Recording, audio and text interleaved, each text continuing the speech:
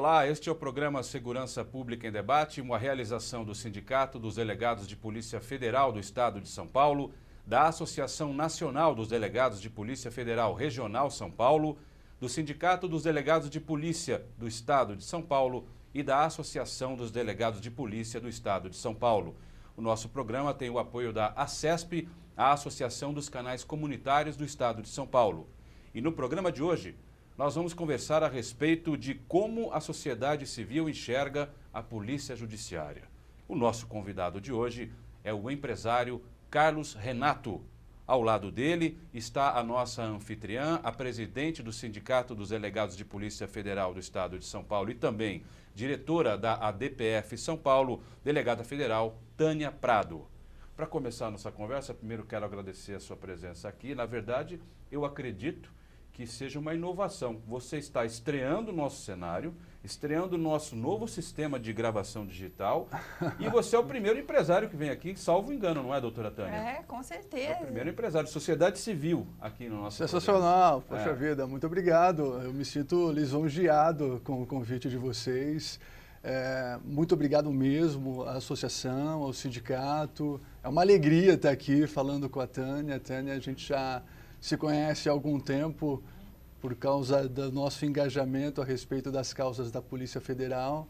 E eu não me sinto muito entrevistado, não, porque conversar com a Tânia a respeito de segurança pública, quem sou eu para dar mais informações do que ela já tem? Mas eu acho que é um bom bate-papo aqui para a gente realmente dar uma visão do que a sociedade civil, ou tentar pelo menos, né, dar uma visão de como a sociedade civil enxerga hoje a polícia judiciária. Eu acho que, na verdade, a sua presença aqui ela é bastante valiosa na medida em que nos dará, e ao telespectador, essa visão de fora realmente. Por isso, queria começar perguntando o seguinte, é senso comum já a sociedade brasileira vê a Polícia Federal como uma das instituições mais confiáveis da República. Eu queria saber se você concorda com isso e por quê. Isso realmente, como você falou, Adriano, não é novidade para ninguém, né? Já foram feitas até pesquisas, né, que demonstram isso, né? Das entidades republicanas que têm mais respeito da sociedade como um todo. E eu não tenho como discordar. Aliás, eu tenho uma simpatia muito grande pela Polícia Federal. A gente se aproximou por causa de questões de consultoria, de endomarketing, né, Tânia? E aí, quando eu me aproximei da Polícia Federal e conheci realmente os membros, os delegados da Polícia Federal, eu extrapolei essa visão mais empresarial até da nossa relação e realmente engajei mais na causa da Polícia Federal, porque eu acredito que o que eles fazem hoje é histórico, é realmente histórico, porque eu vim de uma época onde se dizia que no Brasil você não prendia a gente que era poderosa, o Brasil era o país da impunidade e passo a passo, através da Lava Jato e de tantas outras operações da Polícia Federal, a gente vai quebrando esse paradigma e a gente consegue hoje, eu acho que acreditar um pouco mais no Brasil a respeito da justiça ser feita, independente, né, do seu poder, independente de quem você é, né?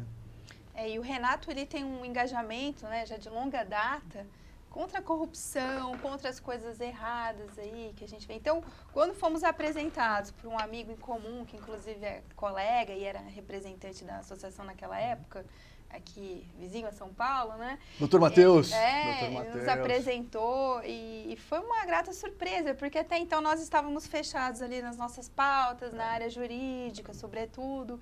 E aí passamos a ter esse contato com o Renato, que nos abriu uma outra visão também, né? Do nosso papel dentro da sociedade, de que maneira que nós poderíamos, né, melhorar a nossa comunicação também com a sociedade, e algumas vezes participamos ali de manifestações. Subimos em muitos caminhões, né, doutora? E o Renato, subimos em muitos caminhões, é verdade. E o Renato levando essa bandeira da autonomia junto conosco, né? Isso já tem um tempo, né, Renato? É verdade. Queria que você falasse um pouquinho disso, dessa experiência. Poxa, é legal você lembrar disso, Tânia. Agora, né, a gente está em época de eleição, e eu estou imaginando aqui, naquele dia que a gente falou para 2 milhões de pessoas, né? Subimos em vários caminhões, os movimentos eram, vem para a rua, Revoltados Online, tinha de tudo ali, né? MBL, a gente subiu em todos esses caminhões e a gente vê que os líderes... eles pediam para a gente falar, né, sobre autonomia. É verdade.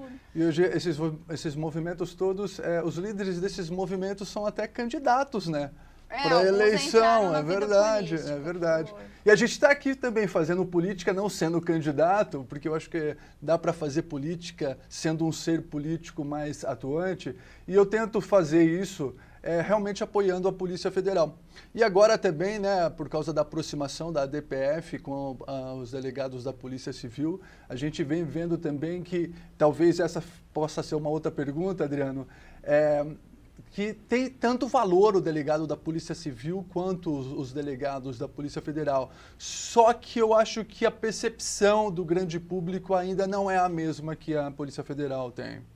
Isso é uma coisa que eu acho que tem que ser pensado a respeito da imagem, né? Que um dia você também já questionou dos delegados da Polícia Federal para a sociedade civil. Eu acho que hoje também a gente tem que pensar um pouco, né? Se é que eu posso sugerir alguma coisa nesse sentido, eu acho que os delegados da Polícia Civil, eles têm uma imagem um pouco, digamos, ainda não tão clara para a sociedade civil. Que as pessoas às vezes não sabem a diferença, né, da polícia militar com a polícia civil. Isso é fundamental. Muito legal você colocar isso, Tânia. Eu acho que as pessoas realmente não sabem o que é a diferença do que é polícia militar para polícia civil, né? O que é investigativo, papel. O que é ostensivo. Eu acho que esse é um trabalho legal para se fazer. Eu acho que essa união de vocês, tanto das associações como dos sindicatos, tanto da Polícia Federal quanto dos policiais, os delegados de polícia do Estado de São Paulo, elas podem, eu acho que, ter também, de repente, aí um benefício no sentido da população entender melhor a função do delegado de Polícia Civil. Ah, sim. E a gente tem muitas coisas em comum com eles, né? Você participou daquele nosso evento lá dos Amigos da Polícia Judiciária. E agora, recentemente, também o simpósio, né, de combate à corrupção. Nós tivemos vários delegados presentes ali, a doutora Raquel, o doutor Gustavo estiveram lá em Salvador. E nós ficamos debatendo e também conversando entre nós ali sobre o que poderíamos ter de troca de experiências, né, das nossas profissões. E como que a Polícia Civil deseja também ser um componente ali no combate à corrupção, ao crime organizado, se espelhando em algumas coisas que a Polícia Federal vem fazendo, né? Mas, no entanto, eles têm mais dificuldades por terem atribuições muito mais amplas ali. Eles têm que investigar diversos tipos de crimes. E a Polícia Federal fica mais na área federal, né, basicamente. Então, eles têm essa dificuldade. Eles têm um efetivo maior que o nosso, claro, mas eles têm mais atribuições e têm os plantões deles e, nossa, desde questões de violência contra a mulher, que são problemas gravíssimos, homicídios, crimes violentos, latrocínio, etc. E, de outra parte, eles gostariam de atuar mais naquilo que a PF atua, só que na esfera estadual. E aí eles encontram dificuldades, justamente porque não há um apoio governamental. E isso a gente fala no país inteiro. Há uma séria dificuldade, porque nós lutamos ali para não sermos uma polícia de governo, mas uma polícia de Estado, que independente do governante que estiver ali, a polícia vai investigar aqueles crimes. Aliás, esse é um dos pontos que eu mais acho que realmente nós temos que bater com respeito à autonomia das polícias, né? Exatamente. A polícia é uma polícia de Estado, né? Não é uma pode polícia depender do governador. Daquele que está no poder hoje, né? Tem que ter essa independência, né? Por isso que a gente fala de autonomia, né? A PEC 412, que fala da autonomia da Polícia Federal. Autonomia você pode ver como independência nesse caso, né? Até menos que uma independência, né? Porque a independência, ela é de um poder. Então, o poder judiciário sempre tem a independência.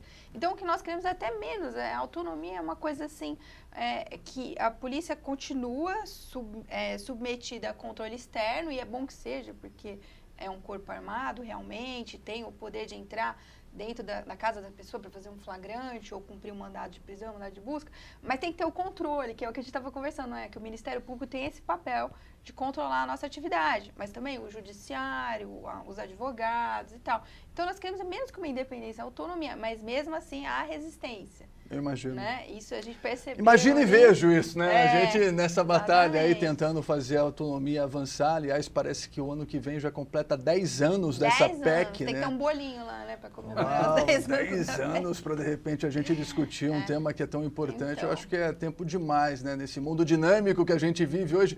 Eu tenho dificuldade, né? Porque minha área hoje está voltada muito para a tecnologia da informação e startup. É um mundo tão dinâmico. Aí você vê um tema tão importante para a sociedade como um todo, que faz vai completar 10 anos que não se discute, que não se efetiva.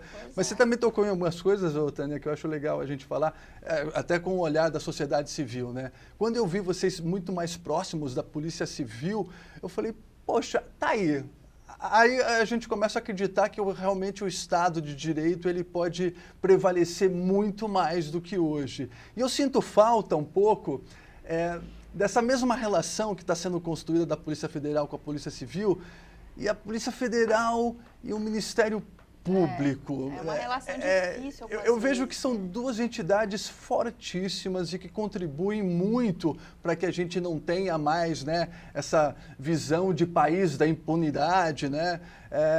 E aí, quando você se aproxima, muitas vezes parece que existem algumas farpas desse relacionamento, né? Por que disso? Como avançar a respeito disso? Eu fico muito triste quando falo disso, de verdade, assim, porque eu tenho tanto apreço ao Ministério Público quanto à Polícia Federal. Obviamente eu tenho uma ligação mais próxima com a Polícia Federal, mas eu gostaria que realmente essa relação ela fosse muito mais saudável. Por que essa relação não é tão saudável assim? Esse tema está bem latente, porque no nosso simpósio, o juiz Sérgio Moro tocou nesse assunto e a imprensa repercutiu isso.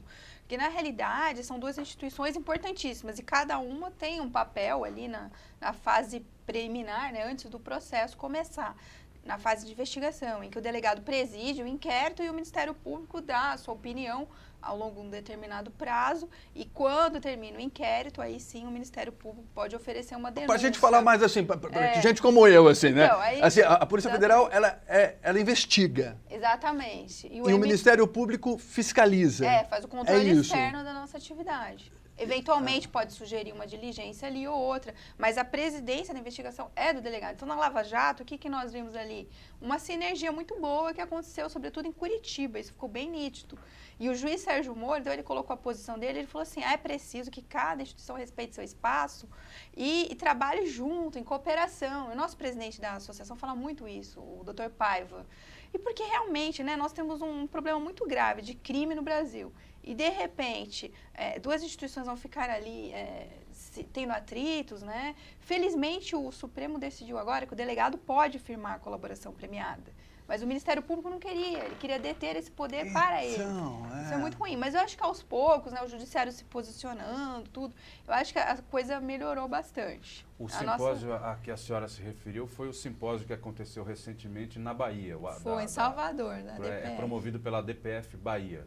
Isso, coordenado lá pelo diretor, lá, o doutor Rony Silva, e foram grandes convidados ali, né? O ministro Sérgio Moro, o ministro Barroso, tem lá na página da DPF, depois, quem quiser assistir aos vídeos, estão lá disponibilizados. Então quer dizer que o Sérgio Moro, ele falou a respeito dessa relação entre vocês? Ele tocou nesse assunto, que tem que haver... Preciso interrompê-los por um minuto, a conversa está sensacional. Jargão do Carlos Renato. Ele adora falar sensacional. Mas eu tenho que encerrar o primeiro bloco, a gente já volta na sequência, continuando esse bate-papo maravilhoso aqui. Legal. Programa Segurança Pública em Debate, primeiro bloco do programa de hoje fica por aqui, segundo bloco já, não saia daí.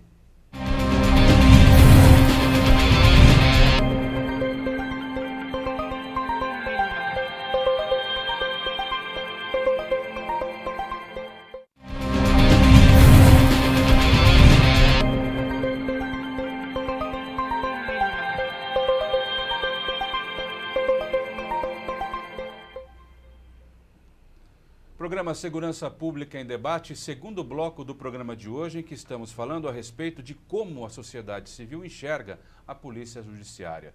Vou reapresentar o nosso convidado hoje, é o empresário Carlos Renato, e a nossa anfitriã é a doutora Tânia Prado, delegada federal, presidente do SINDPF-SP e diretora regional da ADPF São Paulo.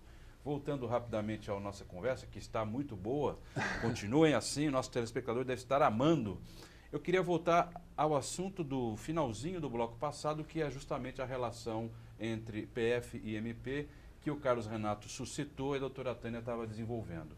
Eu queria que continuassem, porque isso é muito importante, ao meu ver, como jornalista, um assunto, para que o telespectador entenda, porque muitas vezes não se entende o que um faz, o que outro faz, porque não sabe nem que tem uma coisa ali. Essa relação é interessante mesmo, porque no dia a dia, realmente, você tem uma interação com o pessoal do Ministério Público, né, na questão, por exemplo, trabalho escravo, questões eleitorais, Mas o que acontece muitas vezes, né? Todo mundo deve estar acompanhando ali as tais 70 medidas contra a corrupção. Tem medidas muito boas realmente ali escritas, algumas até um aperfeiçoamento daquelas 10 medidas. E aí o que acontece? Dentro daquelas medidas, as pessoas às vezes não lembram porque é uma coisa muito técnica, mas eu olhei ali, aquelas medidas, tem uma assim, que o Ministério Público pode efetuar o arquivamento de uma investigação, se vislumbrado que aquilo ali não vai para frente e tal. Aí eu, conversando com o Renato, eu falei assim, ó, esse é um exemplo de uma coisa que não está certo, porque hoje, como funciona? É o juiz, que é alguém imparcial, que vai decidir se aquela investigação pode ser arquivada. E tem um outro detalhe, a figura do delegado, que aquele texto ignora o delegado. O delegado, ele preside o inquérito. Então, onde está o papel dele nesse projeto, nessa proposta? Por que o Ministério Público vai passar a ser o juiz que decide o arquivamento, se ele, na verdade, ele vai ser parte lá para frente, se aquilo depois voltar a se tornar um processo. Então, são situações que a gente vê que nós precisamos avançar realmente em combate à corrupção, em leis novas, as 70 medidas tem coisa boa ali dentro, mas... 70 medidas? As 10 medidas já foram complexas, né, doutora? Imagina 70. Será que 70 medidas acaba sendo efetivo não, isso? E será que as leis hoje já não são boas? Aquela lei 12.850, que tem a previsão da colaboração premiada, infiltração e tal, no combate ao crime organizado, ela foi muito boa, olha a Lava Jato aí. Será que a gente precisa de novas leis ou pequenos aperfeiçoamentos de alguma lei que a gente tenha, né? Hoje em dia se discute lá, vamos mudar o Código de Processo Penal. Será que precisa de um novo código ou aperfeiçoar, né? E assim, essas discussões elas vão ficando ao longo de anos, e o cidadão comum, imagino, queria até ver a sua opinião, vê aquilo e fala assim, nossa, mas não aprovaram ainda essa norma? Afasta né? o cidadão comum de toda essa seara, porque realmente fica muito complexo, né? Eu acho que uma das funções, eu acho que o grande objetivo do programa como o seu, Adriano, é aproximar mesmo, sabe, a sociedade civil dessas questões que às vezes ficam um pouco mais acadêmicas, né? E realmente não cria uma empatia com o povo, que é o destinatário, né? Destinatário que vai ser o maior beneficiado, né, da efetividade de tantas regras que existem aí e que não se cumprem. O Brasil, acho que de alguma maneira já é reconhecido por um país que tem demasiadas leis, tem muitas leis no Brasil. A questão não é falta ou excesso de leis, né, doutora? Eu acho que é o cumprimento delas de maneira mais efetiva, não é isso? E a efetividade, né? Que a gente vê na Lava Jato, o tal do processo eletrônico, mas não é ele sozinho que fez a Lava Jato ser rápida, é o juiz também, ele não ficou demorando um mês para dar cada decisão, as decisões eram dentro do timing da investigação. Então, por que em outros lugares nós não vemos operações tão fortes como a Lava Jato, né? Mesmo, por quê, doutora? Mesmo nos desdobramentos. Agora eu queria dar um pitacozinho. A senhora acredita que a Lava Jato é este sucesso hoje justamente porque havia ali uma peça que normalmente não age como agiu o juiz Sérgio Moro? Ele realmente é diferenciado pelo conhecimento dele na área de crime financeiro, né? Quando criaram as varas de crimes financeiros, especificamente lá no Paraná e São Paulo, já naquele momento já se via um conhecimento muito mais profundo, específico, né, naquela área que ele tinha. E aí ele estudou bastante isso e tudo, porque assim, não é uma área fácil. Quando você vê um inquérito daquela complexidade, você fala, não, esse inquérito aqui eu tenho que estudar para cuidar disso. Então, imagina o juiz que vai decidir ali se vai dar uma medida de prisão, uma busca e tal. Mas, ao mesmo tempo, também ele tinha a rapidez, que muitas vezes nós não vemos acontecer isso, ou às vezes o juiz fica assim, olha, isso aqui acho que não é da minha competência, é de outra cidade, aí manda. Aí outra cidade recebe lá o juiz, olha, não, também não é minha competência. Aí tem que decidir, um outro, né, julgador vai dizer, não, quem que é competente? É o de São Paulo ou do Paraná? É interessante então, isso, né? essa bola indo para lá e para cá, tal, e o criminoso cometendo a coisa ali, e aí você vai perdendo, que nem eu falei, o timing da investigação. E a Polícia Federal ou o delegado de polícia, quando vê algo assim, desanima?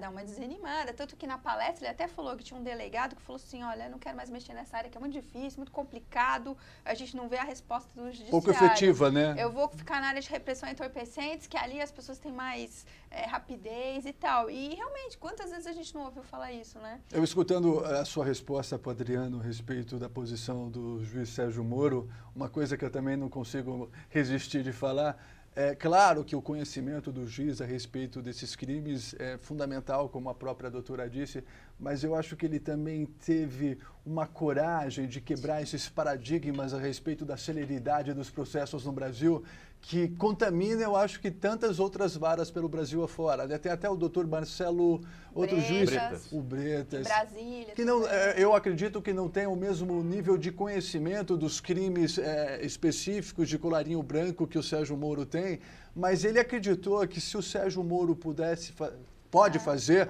com mais celeridade, ele também, mesmo não tendo o mesmo nível de conhecimento né, a respeito desses crimes, com celeridade e agindo com base nas funções dele, também pode fazer. Né? No próprio Supremo também, né? Em alguns casos nós vimos com mais rapidez ali que saíram desdobramentos também né, das pessoas com foro privilegiado, né, com prerrogativa de função.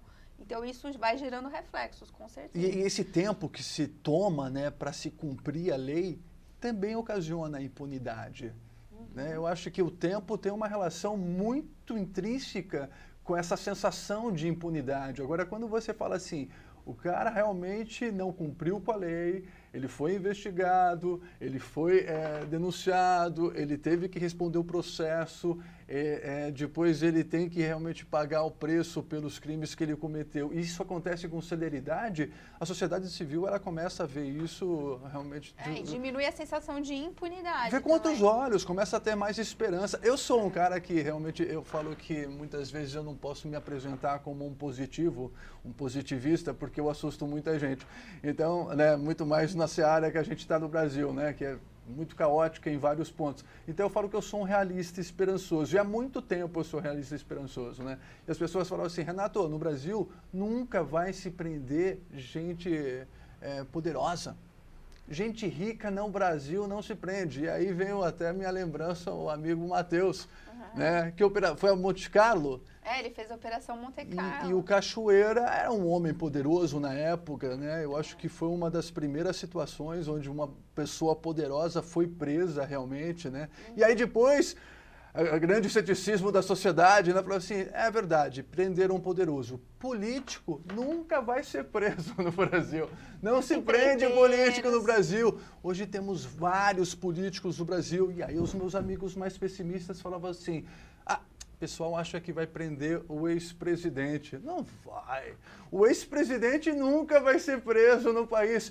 E o ex-presidente também está preso. Então, assim, sabe, você vai quebrando esses paradigmas, você realmente vai dando uma esperança maior para a sociedade como um todo. E por isso que eu sou tão entusiasmado com respeito ao apoio da autonomia da Polícia Federal e essa relação que agora está sendo construída com a Polícia Civil. Muito legal mesmo. É o tal do mindset, né? Fala um pouquinho. Tem que mudar, eu acho que quando eu falo de paradigma, eu falo muito de mindset, a gente sempre discute alguma coisa a respeito desse conceito, né?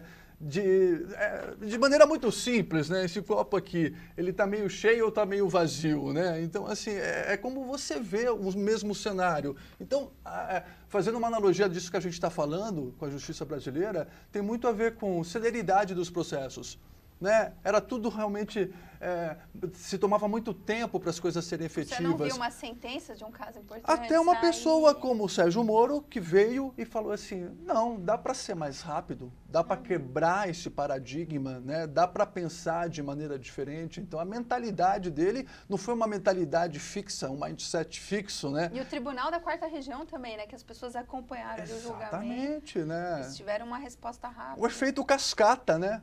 Então, a primeira instância foi mais rápida, quebrou o paradigma da falta de celeridade no Brasil. Aí depois a quarta... O STJ em alguns casos. O STF, o STJ.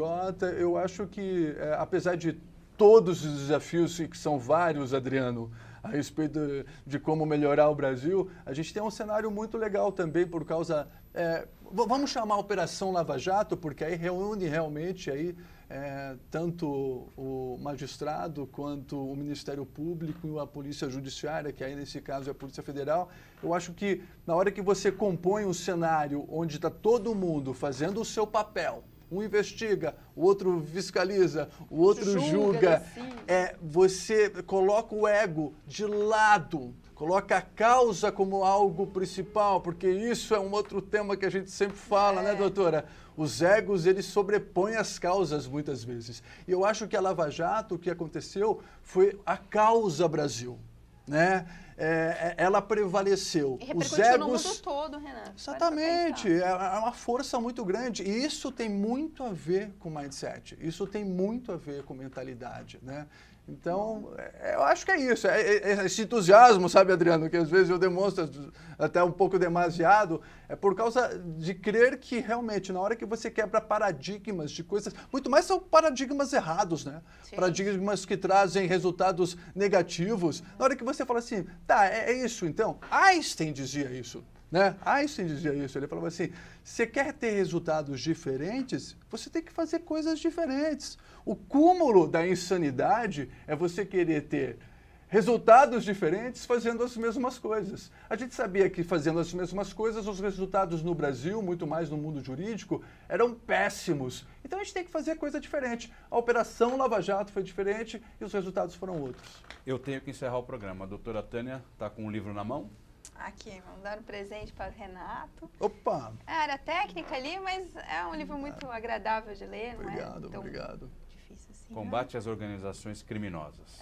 Sensacional. Aqui temos os delegados da Lava Jato que escreveram, Márcio Anselmo, Mauat, que você deve ter conhecido, deve ouvido falar. É verdade. Carlos Renato, eu queria agradecer muito a sua presença aqui. O programa foi sensacional. Sensacional. Doutora Tânia, muito obrigado pela sua presença também. Este foi o programa Segurança Pública em Debate. No programa de hoje nós conversamos sobre como a sociedade civil enxerga a polícia judiciária. A você que nos acompanhou até aqui, o meu muito obrigado e até a próxima.